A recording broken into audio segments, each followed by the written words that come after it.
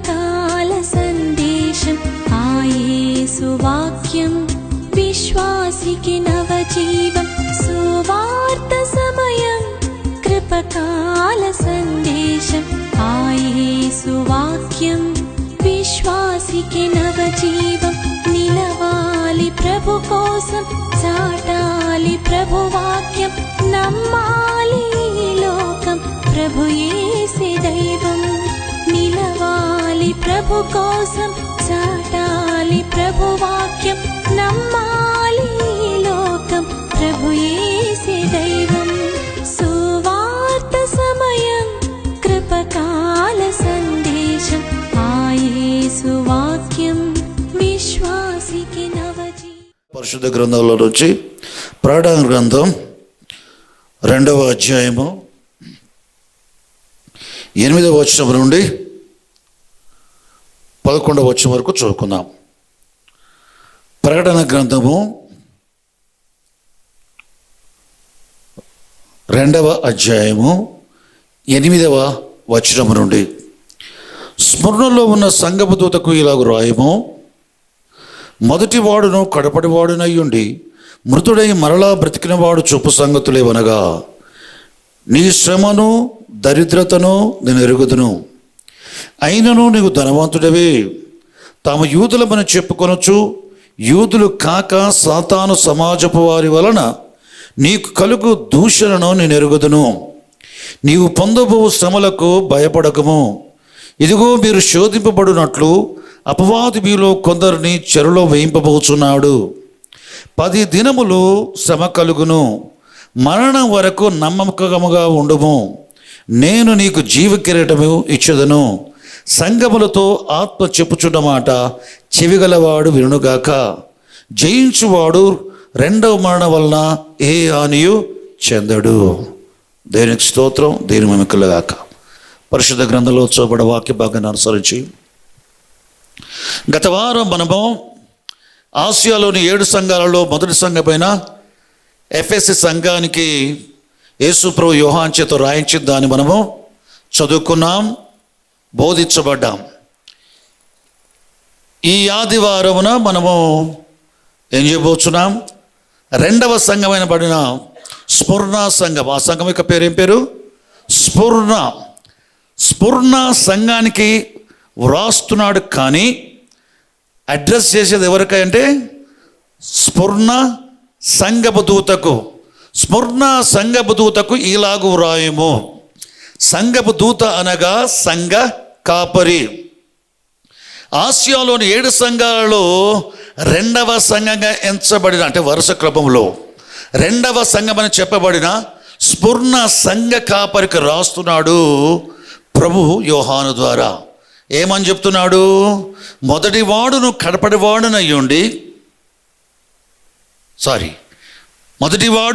వాడునయ్యుండి మృతుడై మరలా బ్రతికిన వాడు చెప్పు సంగతులేవనగా. అని ఒక విషయాన్ని గమనించాలా. 7 సంఘాలకు యేసుక్రీస్తు ప్రభు తన గురించి పరిచయం చేసుకునే ఆరంభ మాటలు ఉన్నాయే, ఆరంభ వచనంలో ఒక్కొక్క సంఘానికి ఒక విధంగా, ఎందుకు ఆయన విధంగా పరిచయం చేసుకుంటున్నాడంటే, ఈ పరిచయం చేసుకునే విషయములో, ఆ విధానములో సందేశం కూడా ఆ సంఘ కాపరికి, ఆ సంఘానికి ఉంది. గత వారం చెప్పబడే విషయాల్లో ఎఫెసీ సంఘానికి రాస్తూ ఆయన ఏ విధంగా పరిచయం చేసుకున్నాడు? కుడి చేత 7 నక్షత్రాలు పట్టుకొని 7 దీప స్తంభాల మధ్య సంచరించువాడు చెప్పు సంగతులేవనగా అన్నాడు. చూడండి, చివరికి ఆ సంఘానికి ఏమని చెప్పాడు? నీవు మొదటి ప్రేమను విడిచిపెట్టావు, ఈ తప్పు నీ మీద మోపుతున్నాను అని చెప్పి, నువ్వు ఏ స్థితి నుంచి పడితేవో ఆ స్థితిని జ్ఞాపకం చేసుకొని దాని విషయం మారు మనసు పొంది మొదటి క్రియలు చేయము. అట్లు మారు మనసు పొందనుచు నీ యొద్ద నుండి దీపస్తంభాన్ని తీసివేస్తాను. దీపస్తంభాన్ని తీసివేస్తానని చెప్పబడే మాటకు ఆ సంఘానికి, ఆ సంఘ కాపరికి ఏ విధంగా పరిచయం చేసుకుంటున్నాడు? కుడి చేత 7 నక్షత్రాలు పట్టుకొని 7 దీప స్తంభముల మధ్య సంచరించి వాడు చెప్పు సంగతులేవా అని అంటున్నాడు. నిజంగా యేసుక్రీస్తు ప్రభు పద్మాస్ దీపంలో యోహానికి ప్రత్యక్షమైనప్పుడు కుడి చేత 7 నక్షత్రాలు ఉన్నాయి. ఈ 7 నక్షత్రాలు 7 సంఘాలకి కాపరులు, దూతలు, కాపరులు. ఆయన 7 దీపస్తంభాల మధ్యలో ఉన్నాడు. ఆ 7 దీపస్తంభములు 7 సంఘములు అన్నాడు. దేవునికి స్తోత్రం, దేవుని మహిమ గాక. చూడండి, 7 దీపస్తంభాల మధ్య సంతరించువాడుగా తన గురించి చెప్పుకుంటూ వారికి ఇచ్చిన సందేశం ఏంటి తెలుసా? నువ్వు మారు మనసు పొందకపోతే నీ యొద్ద నుండి దీపస్తంభమును తీసివేస్తా అన్నాడు. తన గురించి పరిచయం చేసుకున్న దాంట్లో ఆ సంఘానికి కూడా ఏముంది తెలుసా? సందేశం ఉంది. అది హెచ్చరిక కానీ, అది వాగ్దానం కానీ, గద్దింపు కానీ, అది ఏమన్నా కానీ. దేవునికి స్తోత్రం. వారికి చెప్పాల్సింది ఆయన చెప్పటంలో పరిచయం చేసుకునే దానికి, ఆ సంఘానికి ఇచ్చే సందేశానికి సంబంధం ఉంది. అదేవిధంగా స్మరణ సంఘపు దూతకు రాస్తున్నాడు ఆ కాపరితో పాటు సంఘానికి. మొదటి వాడును కడపడి వాడునై ఉండి మృతుడై మరలా బ్రతికిన వాడు చెప్పు సంగతులేవనగా, యేసుక్రీస్తు ప్రభు మొదటివాడుగా కడపడివాడుగా పరిచయం చేసుకుంటున్నాడు. ఎవరు మొదటివాడు, ఎవరు కడపడివాడు? దేవుడు. దేవుడు మాత్రమే మొదటివాడు, దేవుడు మాత్రమే కడపడివాడు. అల్ఫాయు ఒమేగాయు నేనే. చూడండి, ఆది అంతమును నేనయ్యున్నాను. మొదటివాడను నేనే, కడపడివాడను నేనే. నేను మొదటివాడు అన్నప్పుడు నాకు ముందుగా ఇంకెవరు లేరు. నేను కడపడివాడు అన్నప్పుడు నాకు తర్వాత ఇంకొకరు ఎవరు లేరు. ఇది ఎవరు? దేవుడు మాత్రమే. హెబ్రీ పత్రిక 7వ అధ్యాయం 3వ వచనం చూస్తే, యేసుక్రీస్తు ప్రభును అర్థం చేసుకోవటానికి మెల్కిసెదెకు ప్రధాన యాజకుని అర్థం చేసుకోవాల్సి ఉంటుంది. ఇక్కడ మెల్కిసెదెకు ప్రధాన యాజకుని గురించి అపోస్తలుడు పౌలు ఏమని చెప్తున్నాడు? హెబ్రీ పరిశుద్ధులకు మెల్కిసెదెకు ఏ విధంగా ఉన్నాడట? తల్లి లేనివాడు, తండ్రి లేనివాడు, జీవిత కాలానికి ఆరంభమైనను జీవితానికి అంతమైనను లేనివాడునై ఉన్నాడు. జీవితకాలానికి ఆయనకు ఒక ఆరంభం అంటూ లేదట, ఆయనకు తల్లిదండ్రులు లేరట, జీవితానికి అంతమనే మరణం కూడా లేదట. అంటే ఈ వ్యక్తి ఎవరిలాగున్నాడట? దేవుని కుమారుని పోలి ఉన్నాడు. అంటే యేసు ప్రభు ఏ విధంగా ఉన్నాడని చెప్తున్నాడు? మెల్కిసెదెకును ఎలా ఉన్నాడట? దేవుని కుమారుని పోలి ఉన్నాడట. మెల్కిసెదెకును అర్థం చేసుకుంటే దేవుని కుమారుడు ఏ విధంగా ఉంటాడో అర్థమవుతాడు. దేవుని కుమారుడు ఎలా ఉంటాడట? మెల్కిసెదెకులో కనబడుతుంది విషయం. ఏంటది? దేవుని కుమారుని వలె మెల్కిసెదెకు ఉన్నాడంటే మెల్కిసెదెకు తల్లి లేదు. దేవుని కుమారుడు యేసు ప్రభుకి తల్లి లేదు, తల్లి లేదు. మెల్కిసెదెకునకు తండ్రి లేడు. దేవుని కుమారుడైన క్రీస్తు యేసుకు తండ్రి లేడు. మెల్కిసెదెకునకు వంశావళి లేదు, క్రీస్తు యేసుకు వంశావళి లేదు. మెల్కిసెదెకునకు జీవితకాలానికి ఆరంభం అనే పుట్టుక లేదు. యేసుక్రీస్తు ప్రభు అనే దేవుని కుమారుడికి దేవుడుగా ఆయనకు పుట్టుక లేదు. మెల్కిసెదెకునకు జీవితమునకు అంతమనే మరణము లేదు. యేసు ప్రభువునకు కూడా జీవితకాలానికి అంతమనే మరణము లేదు. ఆరంభమాయనే, అంతమాయనే. కాబట్టి యేసుక్రీస్తు ప్రభు మొదటి వాడను కడపడివాడని చెప్పుకునే ఉద్దేశం ఏంటంటే దేవుణ్ణి జీవించువాడను. ఎప్పటి నుంచో జీవించువాడను. మరి ఇప్పుడు జీవించువాడను అంటే అర్థం ఇక ముందు కూడా జీవించువాడను. నిత్యము నేను జీవం గలవాడుగా ఉన్నాను, కానీ మృతుడనైతిని. దేవుడుగా మొదటి వాడును కడపడి వాడను. మనుషుని పోలికలో మృతుడనైతిని. మనుషుని పోలికలో మృతుడనై మరలా బ్రతికితిని. దేవునిగా మొదటి వాడను కడపడి వాడను. మనుషుని పోలికలో మనుషునిగా నేను చనిపోయాను, మరలా బ్రతికాను. అట్టివాడు చెప్పు సంగతులేమనగా, ఈ వచనంలో యేసుక్రీస్తును ఏ విధంగా పరిచయం చేసుకుంటున్నాడు తెలుసా? స్ఫురణ సంఘానికి, నేను దేవుణ్ణి మరియు మనుషుణ్ణి. దేవుడుగా ఆయనకు పుట్టుక మరణములు లేవు. ఆయన మొదటివాడు, కడపటివాడు, నిత్యము జీవించువాడు. మనుషుడిగా పుట్టుక చావు ఆయనకుంది. ఆయన మరియ గర్భాన పుట్టాడు మనుషునిగా, దేవునిగా కాదు. ఆయన సిలువలో చనిపోయాడు మనుషునిగా. ఆయన మరలా బ్రతికాడు, చచ్చిన మనిషి బ్రతికినట్టుగా. రేపు మనుషులే మనము చచ్చిపోతే ప్రభు రెండవ రాకడలో పునరుద్ధానం పొందుతాం. ఆయన పొందినట్లుగా మనం పొందుతాం. దేవునికి స్తోత్రం, దేని మహిమకలుగాక. మొదటి వాడను కడపడి వాడను జీవించువాడను. మృతుడనైతిని గాని ఇదిగో యుగములు సజీవునయ్యున్నానని మొదటి అధ్యాయంలో చెప్పినట్టుగా మృతుడై మరలా బ్రతికిన వాడు చెప్పు సంగతులేమనగా ఆయన తన గురించి పరిచయం చేసుకున్న దాంట్లో ఆ సంఘానికి సందేశం ఉంది. చూద్దాం. మొదట ఆ సంఘ కాపరితో చెప్తున్నాడు, స్ఫుర్ణ సంఘ కాపరి,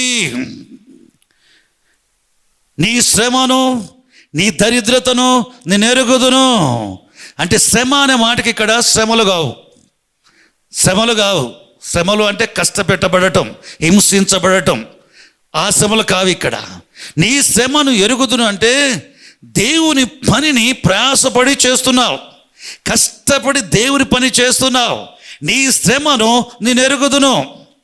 ఈ సంఘానికి శ్రమలు లేవు, ఈ సంఘానికి ఇంకా శ్రమలు ఏమి సంభవించలా. కానీ సంఘ కాపరి శ్రమపడి పనిచేస్తున్నాడు, శ్రమపడి పనిచేస్తూ ఆత్మలు సంపాదించాడు. కానీ లోకపరంగా ఆయన దరిద్రుడై ఉన్నాడు. నీ శ్రమను నేను ఎరుగుదును, నీ దరిద్రతను నేను ఎరుగుదును, అయినను నీవు ధనవంతుడవే. దేనికి స్తోత్రం, దేని మహిమకలుగాక. చాలామంది పాస్టర్లు ధనవంతులు అయిపోతారు కదా, కానీ ఈ పాస్టర్ మాత్రం ఇంకా దరిద్రంలో ఉన్నాడు. ప్రాస్పరిటీ మెసేజ్లు ఇస్తే పాస్టర్ 6 నెలలు తిరగకుండా ధనవంతులు అయిపోవచ్చు. అవును కదా, మనకు తెలుసు కదా. లోకంలో ప్రాస్పరిటీ మెసేజ్లు ఇచ్చే పాస్టర్లు నేడు ఉన్నట్టుగా రేపు ఉంటా లేదు, ఏడున్నట్టుగా వచ్చేడు ఉంటా లేదు, ధనవంతులు అయిపోతారు. మరి ఈ పాస్టర్కి ప్రాస్పరిటీ మెసేజ్లు తెలియదు అనుకుంటా, తెలీదా? యేసు ప్రభు చెప్తున్నాడు, నీ శ్రమను నేను ఎరుగుదును, నీ దరిద్రతను నేను ఎరుగుదును, అయిన నువ్వు ధనవంతుడవే. అంటే నీకు ఇంత బంగారం ఉందని చెప్పడాలి యేసు ప్రభు. అయితే ఏ విషయంలో ధనవంతుడు? యాకోబు పత్రిక 2వ అధ్యాయము 5వ వచనంలో ఈ విధంగా రాయబడి ఉంది.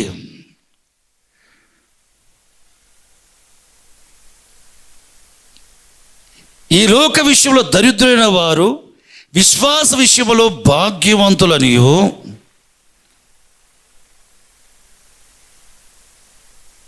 దేవుని రాజ్య విషయంలో వారసులు. దేవుడు తాను ప్రేమించే వారికి వాగ్దానం చేసిన రాజ్యమునకు వారసులై ఉన్నారని మీరు ఎరగరా?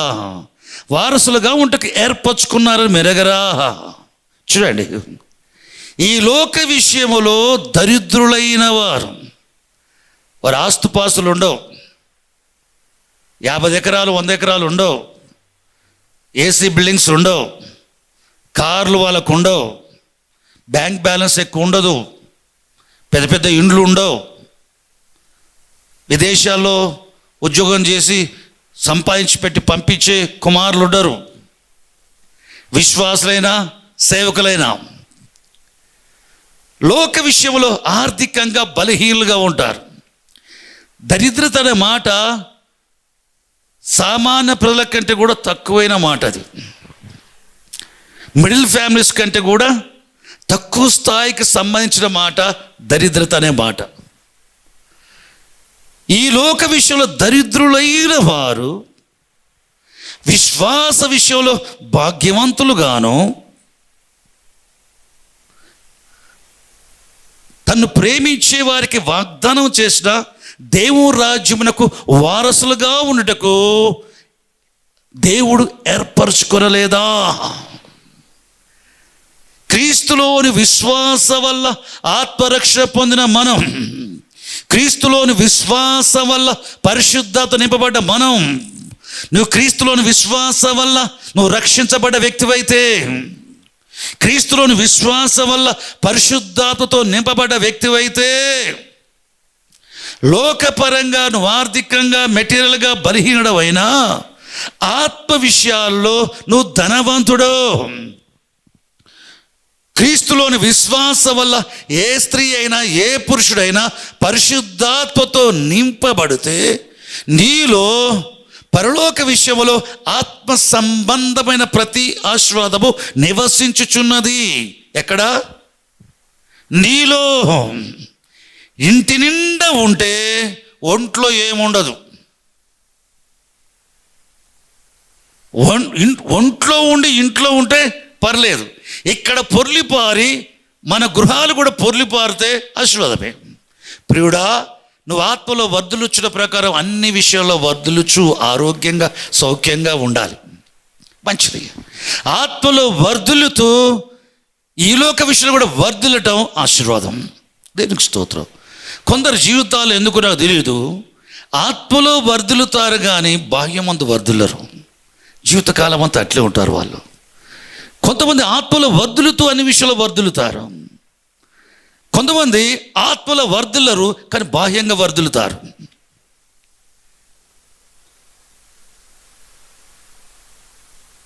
కొంతమంది ఆత్మలో వర్ధిల్లరు, బాహ్యమందు వర్ధిల్లరు. అందుకని బైబిల్లో 4 రకాల మనుషులు ఉంటారట. కొంతమంది పరలోకములో భాగ్యవంతులే, భూమి మీద కూడా భాగ్యవంతులే. అబ్రహాము, ఇస్సాకు, యాకోబులు వంటి వారు. కొంతమంది లోకములో దరిద్రులు, పరలోకములో ధనికులు. లాజరు వంటి వారు. మంచిది. మరికొందరు ఈ లోకములో ధనికులు, పరలోక విషయంలో దరిద్రులు, ధనవంతుడు. మరికొందరు ఇక్కడ దరిద్రులే, అక్కడ దరిద్రులే, ఇక్కడ దరిద్రులే, అక్కడ దరిద్రులే. ఎవరు వారు? యేసుక్రీస్తు ప్రభువుని రక్షకుడుగా అంగీకరించని వారు. వాడు ఇక్కడ దరిద్రుడే, అక్కడ దరిద్రుడే. మరికొందరు యేసు ప్రభువుని రక్షకుడుగా అంగీకరించని వారు లోకపరంగా బాగానే ఉంటారు. దానికి కొన్ని రీజన్స్ ఉంటాయి. కానీ పరలోక విషయంలో వాడు నిష్ఠ దరిద్రుడు. ఈ విధంగా ఉంటారు. కానీ బైబిల్ చెప్తా ఉంది దేవుని పిల్లల విషయంలో, దేవుని పిల్లల విషయంలో, సేవకులు విషయంలో వేరు. దేవుడు సేవకుని తన పిల్లలకు ఇస్తాడు. సంఘ కాపరి దేవుని పిల్లలకు సేవ చేయటానికి దేవుడు నియమిస్తాడు. కానీ దేవుని దృష్టికి మీరు ఎవరయ్యా అంటే ఆయన పిల్లలు. పరలోకమైన దేవుని పిల్లలు, దేవునికి ఏముందో అదంతా పిల్లలదే.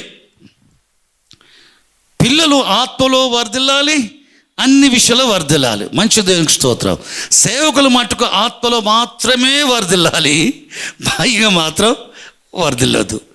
సరే, కొందరు ఒప్పుకోరు, కొందరు అట్లా అంటారు.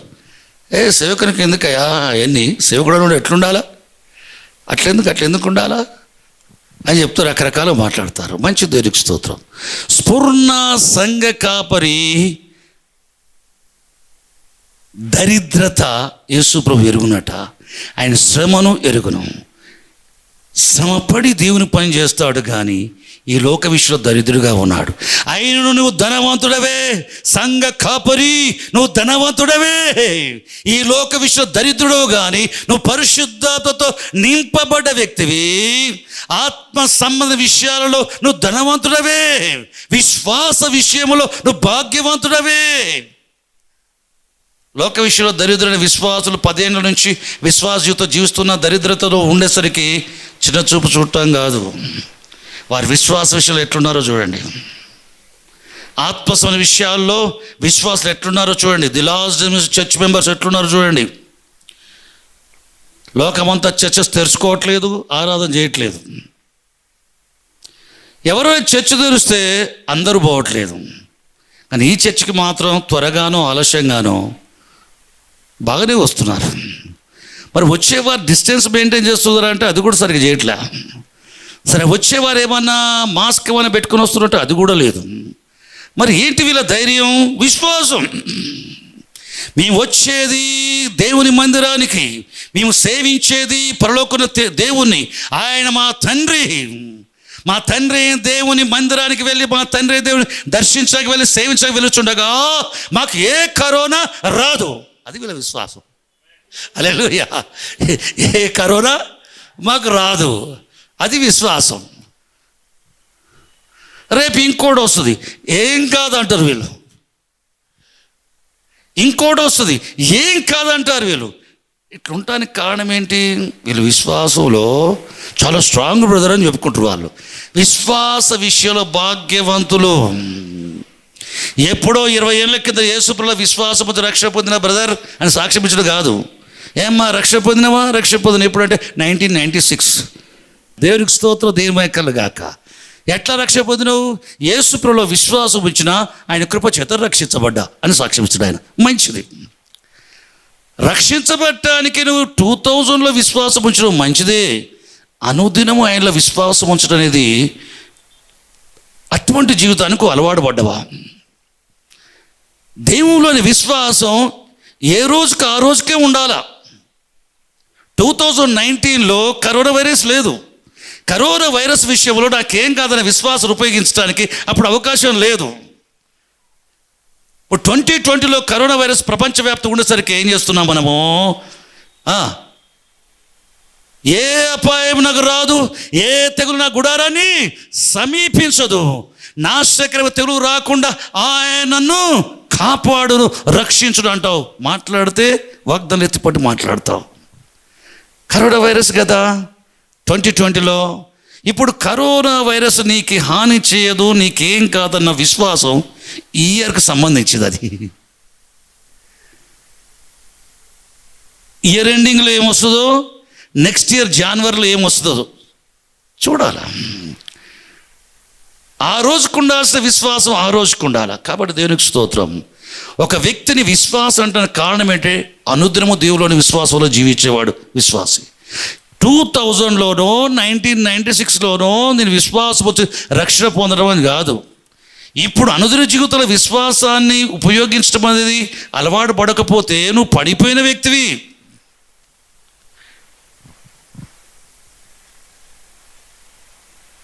అప్పుడు విశ్వాసం వచ్చావు, రక్షించబడ్డావు. అనుదిన జీవితంలో నువ్వు దేవుళ్ళ విశ్వాసం ఉంచలేకపోతున్నావంటే నువ్వు విశ్వాసులు ఉన్నావా, విశ్వాసం తొలగిపోయావా? దేవునికి స్తోత్రం. చూడండి, విశ్వాస విషయంలో భాగ్యవంతుడివే. సంఘ జీవితం జీవిస్తున్న బీదల గురించి యాకోబు చెప్తున్న మాట. సంఘములో లోకపరంగా దరిద్రులుగా ఉన్న వారి విషయంలో ఏమంటున్నాడు తెలుసా? దేవునిలోని విశ్వాస విషయంలో మాత్రం మీరు భాగ్యవంతులు.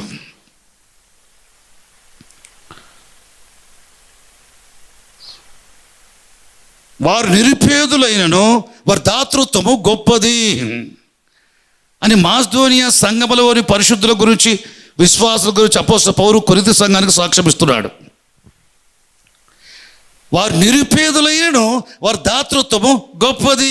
చాలామంది చూడండి, ఏ సంఘంలోనే సరే ఎక్కువ డబ్బున్నోడు మామూలుగా ఇస్తాడు కానుక.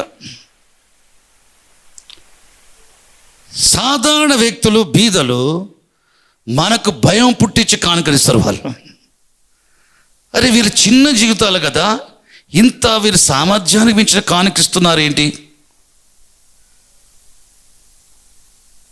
యేసుక్రీస్తు ప్రభు శరదార దినాల్లో ఆయన దేవాలయంలో ప్రసంగించిన తర్వాత జరిగింది ఏం తెలుసా? ప్రజలు కానుకలు వేస్తుంటే కానుకలు పెట్టి దగ్గర నిలబడ్డాడు యేసు ప్రభు. కానుకలు వేసేవారు ఏం చేశాడు? పారో చూశాడు. అందరు కానుకలు వేస్తుంటే పారో చూశాడు. ధనికులు వేశారు, సామాన్లు వేశారు, బీదలు వేశారు. చివరికి దిక్కులేని ఒక స్త్రీ విధవరాలు కూడా కానుకలు వేసింది.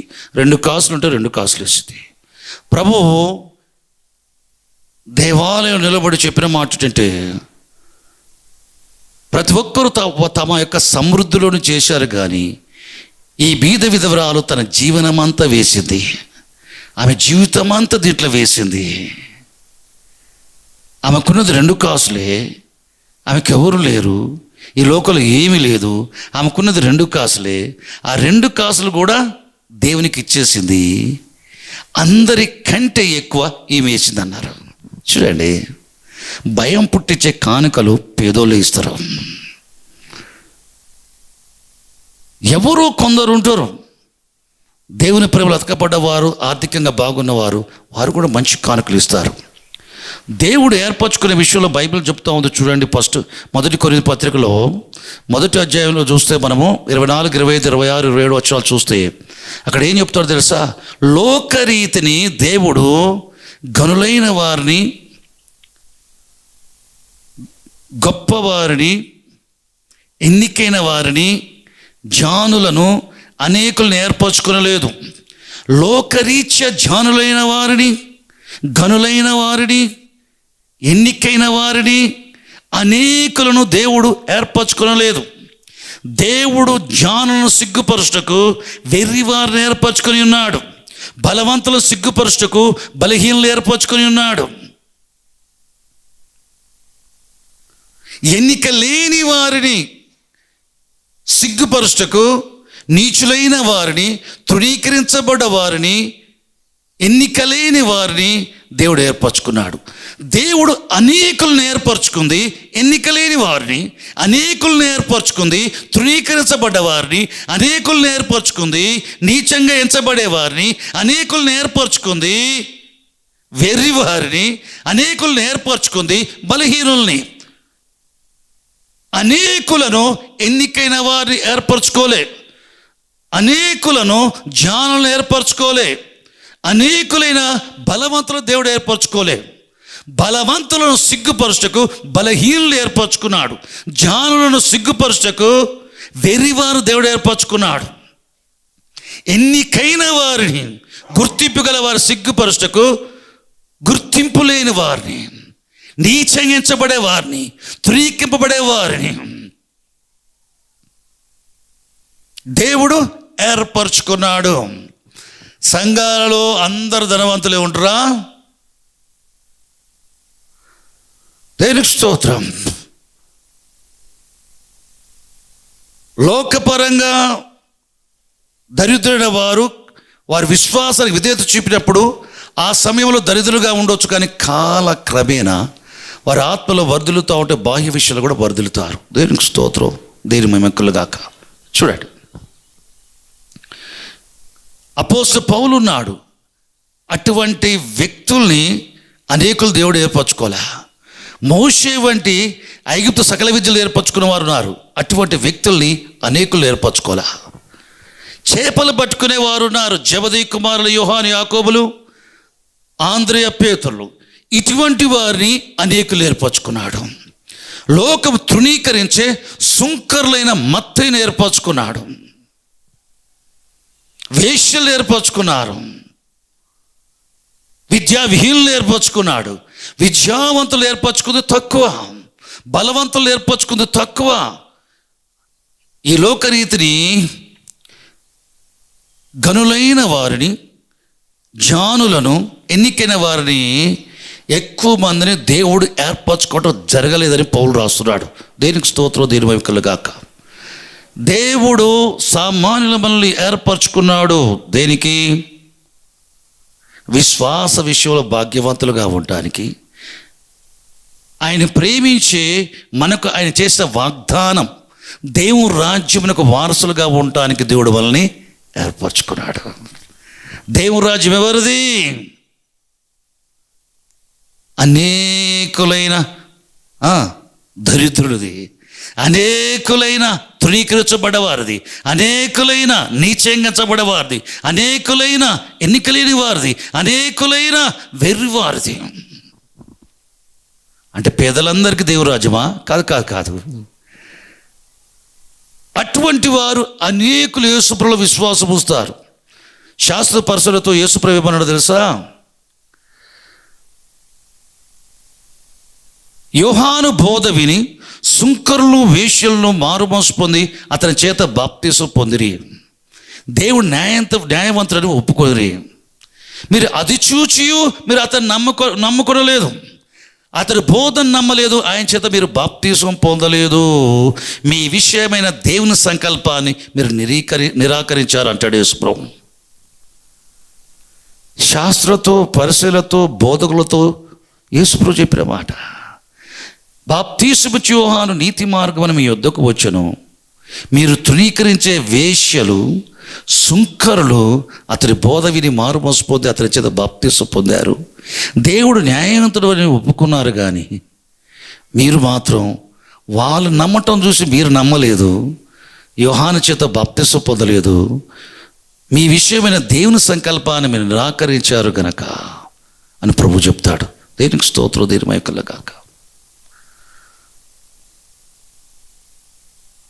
పరిసయుడు తెగకు చెందిన పౌలు ప్రభు చేత పట్టబడ్డాడు, కానీ పరిసయులందరూ ప్రభువును అంగీకరించలా. సదుకాయులందరూ ప్రభువుని అంగీకరించలా. యాజకులలో అనేకులు ఆయన విశ్వాసం ఉంచని అని బైబిల్ చెప్తుంది. యాజకులలో ఆయన విశ్వాసం ఉంచని, పరిసయ్యులలో అనేకులు ఉంచలేదు, సద్దూకయ్యులలో అనేకులు ఉంచలేదు, ప్రధాన యాజకులు అసలే ఉంచలేదు. కానీ ఎవరు విశ్వసించేది? ఎవరు? సామాన్యులు. ప్రధాన యాజకులు, దేవాలయ అధికారులు రాత్రంతా ప్రయాసపడి పాపలు పట్టబడే స్త్రీని దేవాలయం పట్టుకొచ్చారు పొద్దున. యేసు ప్రభు రాత్రంతా ఒలీవ కొండలో ప్రయాణం చేశాడు. ప్రతి ఉదయం సామాన్య జనులు ఆయన బోధ వినటానికి దేవాలయానికి వచ్చుచుండిరి. సామాన్య జనులకు జ్ఞానులుగా ఎంచబడే వారికి ఎంత భేదం ఉందో చూడండి బైబిల్లో. ఎన్నికలేని నన్ను ఏర్పరచుకునే స్త్రీ యేసుడే, ఏ దారి లేని నాకు క్రీస్తేసే పరలోక మార్గమాయలే, ఎన్నికలేని నన్ను. పాపులలో ప్రార్థన పాపినైనా నన్ను తనదు, పాపులలో ప్రార్థన పాపినైనా నన్ను తనదు. రక్తములో ప్రభు కడుగు, రక్తములో ప్రభు కడుగు, పరిశోధునిగా చేసే కృపతో ఎన్నిక లేని నన్ను ఏర్పరచుకునే స్త్రీ యేసుడే, ఏ దారి లేని నాకు క్రీస్తేసే పరలోక మార్గమాయలే, ఎన్నిక లేని నన్ను. కలుషముతో నిండిన ఈ కల్లోల జగతిలోను, కలుషముతో నిండిన ఈ కల్లోల జగతిలోను కనుపాపగా చేసుకొనే, కనుపాపగా చేసుకొనే, కనురేపై కాచే క్రీస్తు ఎన్నిక లేని నన్ను ఏర్పరచుకునే స్త్రీ యేసుడే, ఏ దారి లేని నాకు క్రీస్తేసే పరలోక మార్గమాయలే, ఎన్నిక లేని నన్ను. కడశ్వాస వరకునే సువార్త బురనుదేద, కడశ్వాస వరకునే సువార్త బురనుదేదన్, కడబోరా భృగు వరకు, కడబోరా భృగు వరకు స్తుతియేతో క్రీస్తునాథుని ఎన్నిక లేని నన్ను ఏర్పరచుకునే స్త్రీ యేసుడే, ఏ దారి లేని నాకు క్రీస్తేసే పరలోక మార్గమాయలే, ఎన్నిక లేని నన్ను. హల్లెలూయా. దేవునికి స్తోత్రం, దేవుని మహిమ కలుగుగాక. బైబిల్ కాలంలో, యేసు ప్రభు కాలంలో కూడా సామాన్య జనులు, బీదలు, విధవరాలు, వేశ్యలు, సుంకరులు, ఇటువంటి వారు యేసు ప్రభువుల విశ్వాసం ఉంచి వెంబడించారు. జ్ఞానులు అనుకునేవారు, ఎన్నికైన వారు, గనులుగా ఎంచబడ్డవారు, అటువంటి వారు ప్రభువును అంగీకరించలా. ఆది అపోస్తల కాలంలో కూడా సంఘాలలో అనేకులు బీదలే ఉన్నారు. గాయి వంటి వారు, ఫిలోమోను వంటి వారు, క్వర్తు అటువంటి వారు, కొంతమంది ధనికులు కూడా ఉన్నారు. కానీ అనేకులు సామాన్యులే. రోమాలో యేసు ప్రభు నామము నిమిత్తం హతసాక్షుల వారిలో అనేకులు బీదలైన విశ్వాసులే. ధనికులైన విశ్వాసులు ప్రాణం పోయే సమయం వస్తే ప్రభువును పక్కకు పెట్టేస్తారు.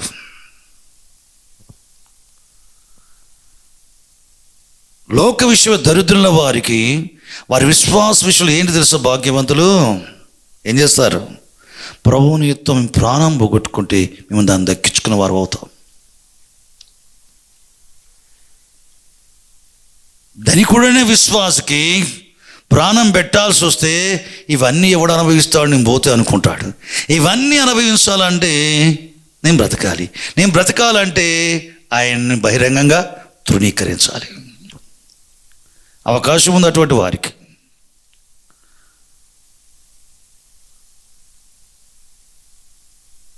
ఆదిమ అపోస్తుల కాలములో చంపబడ్డ వారు ఎక్కువ బీదలే. చరిత్ర చూస్తే జంతువులకు ఆహారం చేయబడ్డారు. రాత్రివేళ పాలకులు విందులు చేసుకునటానికి ఉద్యానవనాల్లో స్తంభాలకు పరిశుద్ధులను కట్టేసి తారు పూసి వారికి నిప్పు పెట్టి దివిటిలాగా వెలుగుతూ ఉంటే ఆ నీడలో త్రాగుబోతుల విందులు చేసుకునేవారు. తలలు కొట్టించారు, చంపారు. ఈ విధంగా రోమీల కాలంలో, ఆది అపోస్తుల కాలంలో మొదటి 3 శతాబ్దాలు ఆ విధంగా జరిగింది. ప్రియులారా, వారిలో అనేకులు బీదలే. యేసుప్రభు రెండవ రాకడ మునుపు కూడా బైబిల్ ఏమని చెప్తుందో శ్రమల గురించి, బైబిల్ ఏం చెప్తుందో హతసాక్షుల గురించి, వాటి గుండా పోయేది ఎవరు తెలుసా?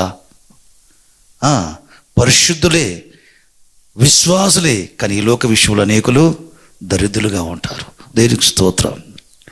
ఈ లోక విషయంలో దరిద్రులైన వారు దేవునిలోని విశ్వాస విషయంలో భాగ్యవంతులు, దేవుని వాగ్దానాలను విశ్వసించే విషయంలో భాగ్యవంతులు. ఏ పరిస్థితిలోనైనా సరే, అది కరువా, ఖడ్గమా, వస్త్రహీనత, శత్రుత్వమా, తెగుళ్ళ, యుద్ధములా, భూకంపములా, అనావృష్ట, అతివృష్ట, ఏ పరిస్థితుల్లో అయినా సరే వారి విశ్వాసాన్ని ఉపయోగించగలరు. భాగ్యవంతులు. ఏ విషయంలో భాగ్యవంతులు? విశ్వాస విషయములో.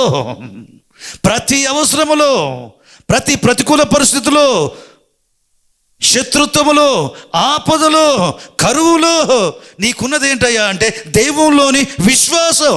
అంతే. దేవునిలోని విశ్వాసం. అగ్ని బలాన్ని ఆర్పింది దేవునిలోని విశ్వాసం. సింహాల నోలు ముయించింది దేవునిలోని విశ్వాసం. మొర్దెకి కాలంలో శాసనాలు మార్చింది, ప్రాణాలు కాపాడబడ్డది దేవునిలోని విశ్వాసం. దేవునికి స్తోత్రం. ఈ చర్చ్ కట్టే ఆరంభ దినాల్లో కింది బిల్డింగ్ కన్స్ట్రక్షన్లో ఉంది, పై బిల్డింగ్ ఇంకా లేదు. ఆ కన్స్ట్రక్షన్లో ఉన్నప్పుడు ఒక వ్యక్తి ఇంకో వ్యక్తి చెప్తున్నాడు నా గురించి, వీరు జైరాబాద్లో మందిరాన్ని కడుతున్నారు, ఎటువంటి విదేశ సహాయం లేదు ఈ పాస్టర్కి, అంత విశ్వాసంతో కడుతున్నారు అని చెప్తున్నాడు ఆయన. ఆ పక్కన ఆయన ఏమన్నా తెలుసా? ఇంకేం విశ్వాసం ఉందిగా, అజాల్ అన్నాడు ఆయన. ఏజాల్ అన్నాడు. ఓరల్ రాబర్ట్స్ గారు ఫెయిత్ సిటీ అనే ఒకటి కట్టాడు. దాని ఓపెనింగ్కి బిలిగ్రామ్ గారు పిలిపించారు. బిలిగ్రామ్ గారు ఆ యూనివర్సిటీ గురించి, ఫెయిత్ సిటీ గురించి సాక్ష్యం చెప్పేటప్పుడు బిలిగ్రామ్ గారు చెప్తూ ఇది డాలర్లతో కట్టబడింది కాదు అని చెప్తున్నప్పుడు ఆ ప్రక్కన కూర్చొని ఓరల్ రాబర్ట్స్ మాటలు అందిస్తూ ఏమన్నాడు తెలుసా? ఇది విశ్వాసంతో కట్టబడింది అన్నాడు. డాలర్లతో కట్టబడింది కాదు, విశ్వాసంతో కట్టబడింది. వీళ్ళు చాలామంది తెలియపోవచ్చు ఒక విషయం. బస్ స్టాండ్కు ముందు భాగంలో క్వార్టర్స్లో సుందర గారు ఒక బ్రదర్ ఉండేవాడు. ఆ ఇంటి మీద టెంట్ వేసుకొని ఆరాధన నడిపించేవారు. అది వర్షాకాలమైనా ఆరాధన ముందు సమయం వరకే వర్షం పడాలా, మళ్ళీ వర్షానికి ఇష్టపడి పడాలనుకుంటే ఆరాధన అయిపోయి ఎవరింటికి వారు వెళ్ళిపోయిన తర్వాతనే పడాలా. ఆ రోజులు అట్లుండేది. దేవునికి స్తోత్రం. ఎవరైనా సరే గ్రామాల నుంచి వచ్చేవారికి అరే వర్షం పడుతుంది, ఈరోజు మీకు ఆరాధన ఎట్లా, టెంట్ కదా అంటే వర్షం పడదు అని గ్రామీణులు చెప్పేవారు ఆ రోజుల్లో. 96వ సంవత్సరంలో ఈ స్థలాన్ని మనం కొన్నాం. 97వ సంవత్సరం ఫిబ్రవరి 2వ తారీఖున స్టోన్ నిలబెట్టాం. దాని క్లాత్ పెట్టారు అన్వేల్ చేసే రోజు.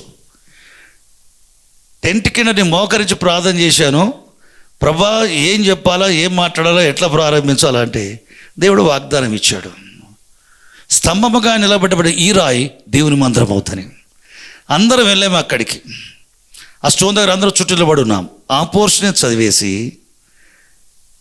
నేను స్టార్ట్ చేశా. అందరు ఈ విధంగా చెప్పాలా, టెంట్ కిందకి వచ్చే మునుపు ఈ స్టోన్ దగ్గరికి వచ్చి మీ చేయి చాపు చెప్పాలా, స్తంభముగా నిలబడబడ రాయి యేసుక్రీస్తు నామమున నీవు దేవుని మందిరం అవుదువుగాక అని చెప్పి రావాలని చెప్పి దాని మీద ప్రసంగం చేసి అర్ధగంట ప్రార్థన చేసి క్లాత్ అన్వేల్ చేసి లోపలికి వచ్చాం. నెక్స్ట్ సండే నుంచి ఎవరు టెంట్ కిందకి ఆరాధన చేయడానికి సంఘంగా వచ్చేవారు, ముఖ్యంగా సిస్టర్స్ ఏం చేసేవారు తెలుసా, ముందు ఆ స్టోర్ దగ్గరికి వెళ్తారు. వెళ్ళి స్తంభంగా నిలబడ్డ రాయి యేసుక్రీస్తునామమున దేవుని మందిరం అవుదుగాక అని చెప్పి టెంట్ కిందకి వచ్చేవారు. ఏంటది? దేవుని వాగ్దానములోని విశ్వాసం రాయి మందిరం అయిపోయింది. చప్పలు కొట్టేసుకున్నావు గట్టిగా. పాతవారు చాలామంది ఉన్నారు. చేతులు చూపించండి ఎవరున్నారో ఆ రోజుల్లో. దేవునికి స్తోత్రం. చాలామంది నిద్రించారు, చాలామంది ఉన్నారు. కొత్త వారికి తెలియటానికి విషయం చెప్పా. విశ్వాస విషయంలో భాగ్యవంతులు. బుక్స్ ప్రింట్ చేసి ఎవరెవరు దారు మేము మందిరం కడుతున్నాం, ఏమన్నా రాయండి దీంట్లో అడుగుతారు కదా చాలామంది. అట్టాటి పిచ్చి పనులు, వేరే పనులు మనం చేయలేదు. దేవునికి స్తోత్రం. ఎవడన్నా డబ్బులు ఇస్తాడా అని చెప్పి తెల్ల దేశాల వైపు చూడలేదు. దేవుడు మహాకృప బట్టి ఆ రోజు దేవుడు చెప్పాడు, స్తంభముగా నిలబెట్టబడిన ఈ రాయి దేవుని మందిరం అంటే ఆ వాగ్దాన్ని నమ్మిన స్త్రీ పురుషులు అందరూ కూడా, పెద్దలు కూడా నమ్మారు ఆ వాగ్దాన్ని. అది ఎత్తిపట్టి ప్రార్థన చేశాం. స్తంభముగా నిలబెట్టబడి ఈ రాయి దేవుని మందిరం అవునుగాక, దేవుని మందిరం అవునుగాక ప్రతిదినం చెప్పడం జరిగింది, ప్రతి వారం చెప్పడం జరిగింది. అది ఏమైపోయింది? మందిరం అవటమే కాదు, మందిరాలు అయ్యాయి. దేవునికి స్తోత్రం, దేవుని మహిమ కలుగాక.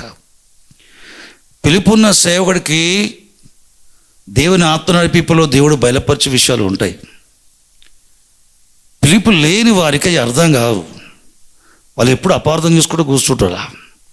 విశ్వాసులు కూడా నువ్వు విశ్వాసమే కానీ సేవకుడికి ఇచ్చే విషయాలు, తెలిపే విషయాలు, సేవా విషయాలు మీకు అర్థం కాదు. దేవుడు సేవకుని ద్వారా చెప్పింది వినటం నేర్చుకోవాలా, విధేయత పెట్టాలా, బ్లెస్ కావాలా, అంతే. విశ్వాసులు హృదయ శుద్ధిని ప్రేమించండి. సామెత గ్రంథంలో ఏం రాబడి తెలుసా? హృదయ శుద్ధిని ప్రేమించు. విశ్వాసి హృదయ శుద్ధిని ప్రేమించండి. మీ హృదయాలలో ఏదన్నా చేదు ఉంటే, రాంగ్ థాట్స్ ఉంటే మీ అభివృద్ధికి అడ్డం అదే. నువ్వు ఫలించకుండా ముండ చెట్లు ఎట్లుంటాయో విత్తనాలకు మొలకెత్తే వాటికి నీ రాంగ్ థాట్స్ ఉంటే, నెగిటివ్ థాట్స్ నీ ఆత్మలు అభివృద్ధి పొందడానికి అడ్డం అవే.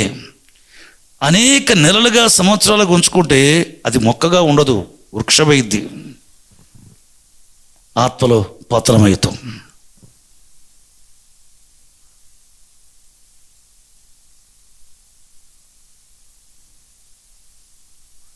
మందిరాన్ని కట్టాం, ఇంకో మందిర ప్రయత్నంలో అపార్థం చేసుకున్నారు కొంతమంది. ఇంకో మందిరం ఇట్లా ఈ విధంగా దేవుడు ఒక మందిరం కట్టుకుని భజన చేసుకుని కూర్చోడం చెప్పడం కాదు. మన అభివృద్ధి పొందాలా, విస్తరించాలా, వ్యాపించాలా. లోకములో ఎంతోమంది సేవకులకు ఇట్లాంటి సాక్ష్యాలు ఇంతకంటే గొప్పగా ఉన్నాయి. అంటే మనం తక్కువ చేసుకుంటామా, తక్కువగా ఆలోచిస్తావా? నువ్వు విశ్వాసం అయితే నీకు పరిధి ఉంది, నీకు అంతే అర్థమైంది. పిలుపునే సేవకుడు 50 మందిని వేసుకొని జీవితం అంతా గడిపేయడానికి దేవుడు పిలవడు.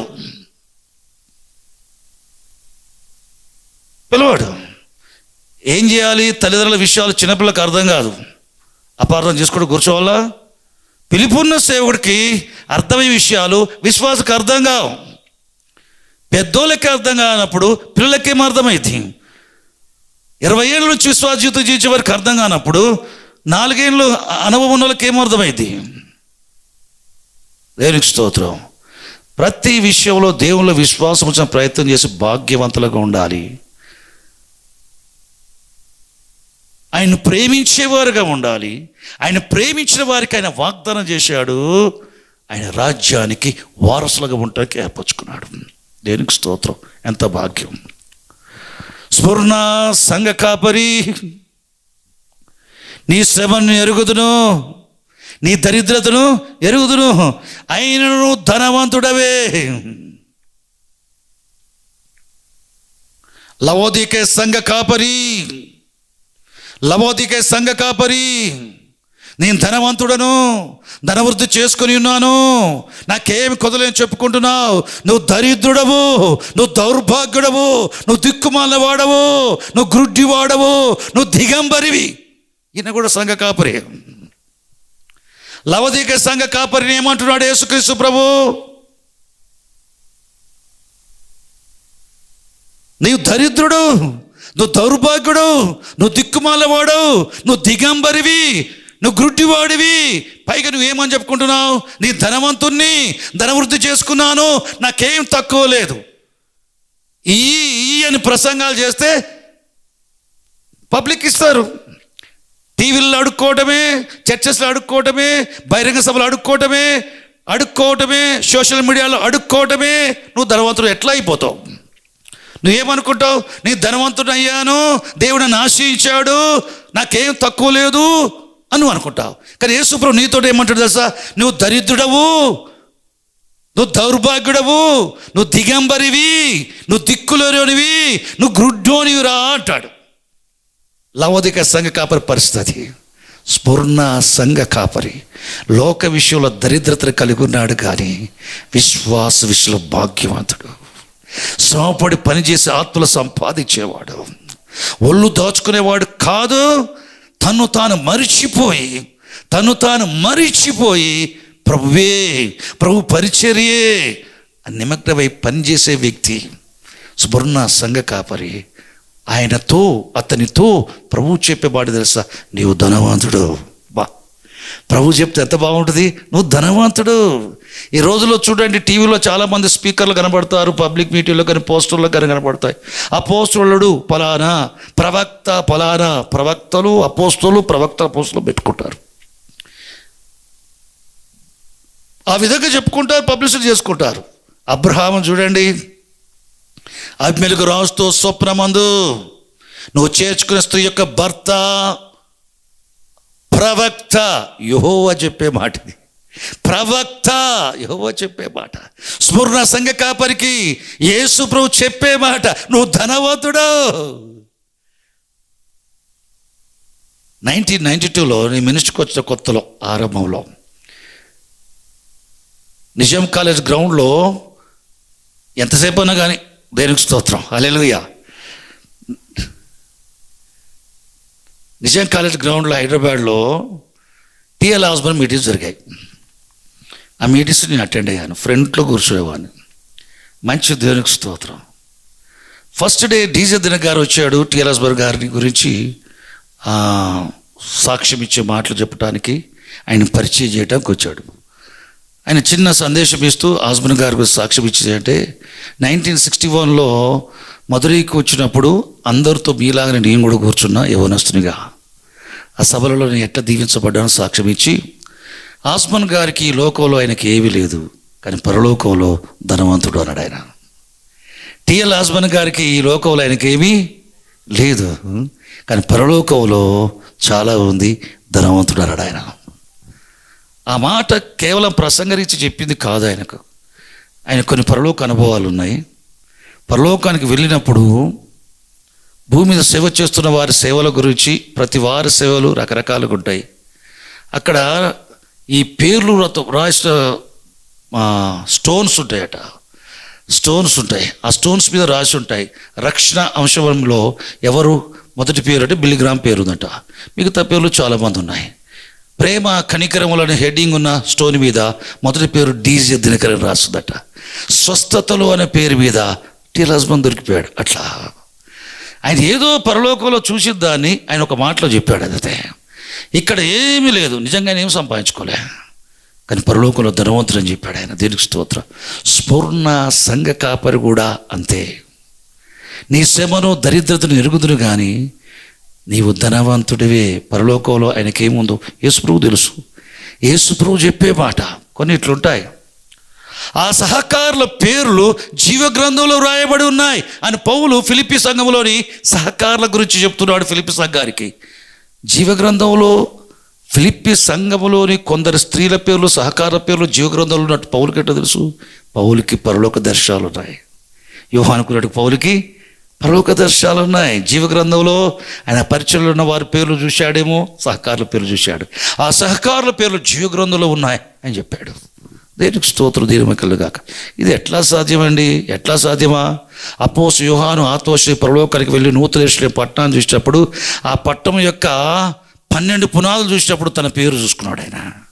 ఆ 12 పునాదుల మీద 12 మంది అపోస్తలుల పేర్లు ఉన్నప్పుడు యోహాను పేరు లేదా? యోహాను పరలోకం పోయి తన పేరు చూసుకున్నాడా? ఎక్కడ చూసుకున్నాడు?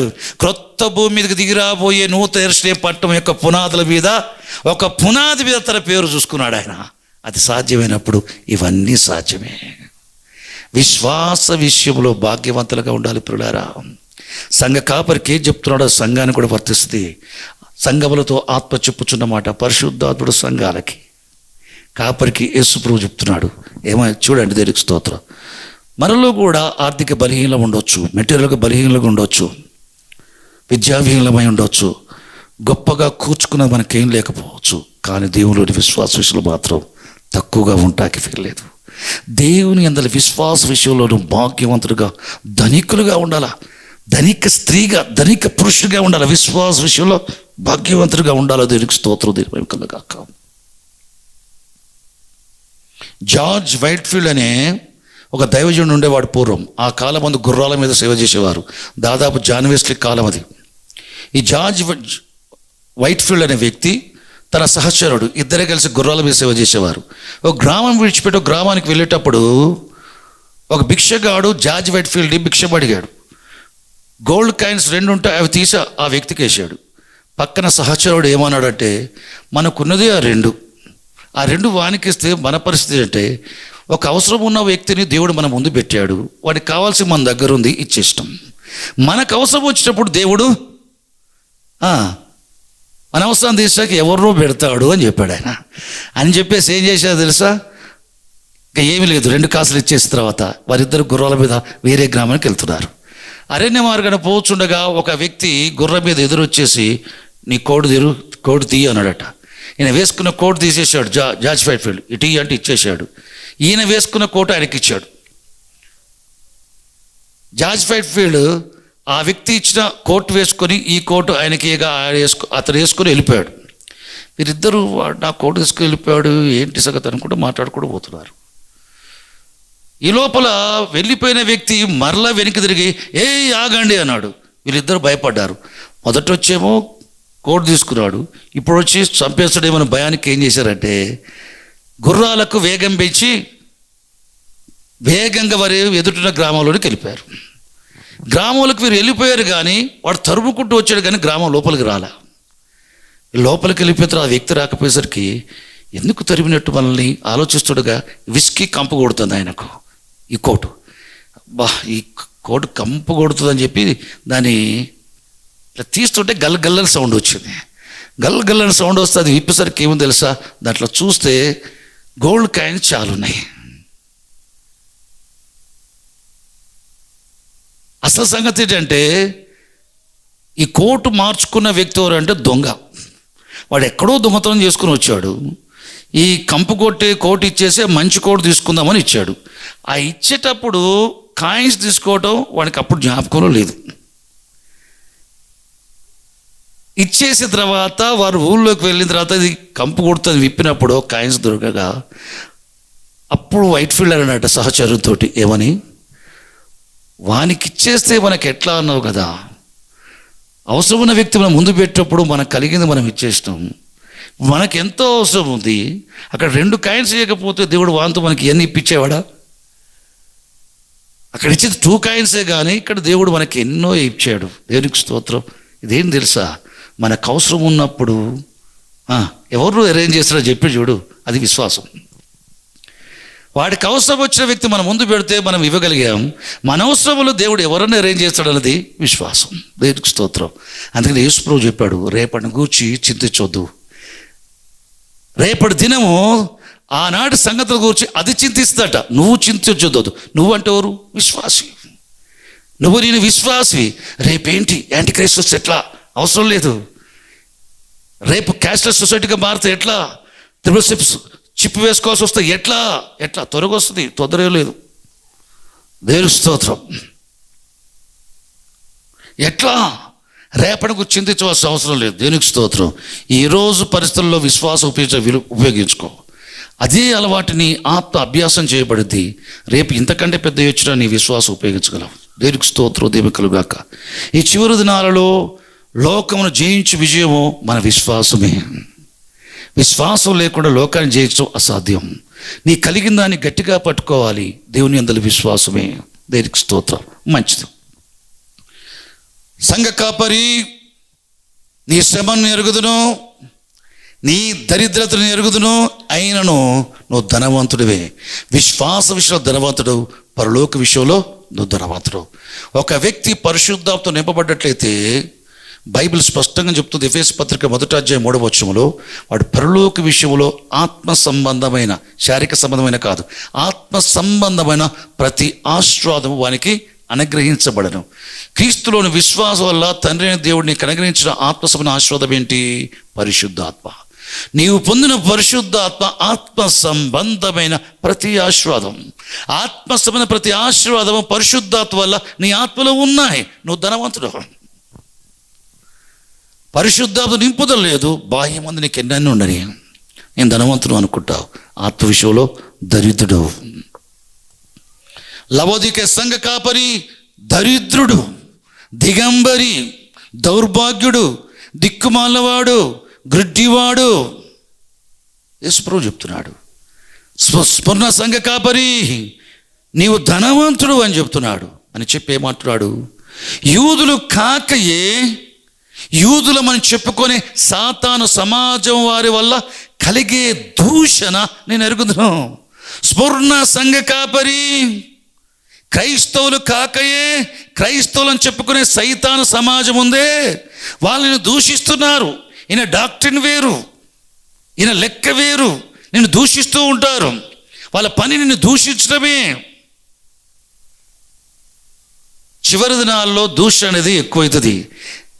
దేవ దూషణ ఉంటుంది, దేవుని సేవకులు దూషించడం కూడా ఉంటుంది. దేవునికి స్తోత్రం. ఈ సంఘ కాపరిని యూదులు కాక యూదులని చెప్పుకునే సాతాను సమాజం వారు దూషించడం అనేది యేసు ప్రభువు చెప్తున్నాడు. వారిని దూషిస్తున్నారని బైబిల్ చెప్తోంది. 2వ పేతురు పత్రిక 2వ అధ్యాయము 10, 11, 12 వచనాలు, యూదా పత్రిక 8, 9, 10 వచనాలు. ఈ 2 భాగ్యాలు ఉన్నది ఏంటి తెలుసా? సేవకులు కాకయే సేవకులని చెప్పబడేవారు, క్రైస్తవులు కాకయే క్రైస్తవులు చెప్పబడేవారు. ఇటువంటి వారు ఏం చేస్తారట?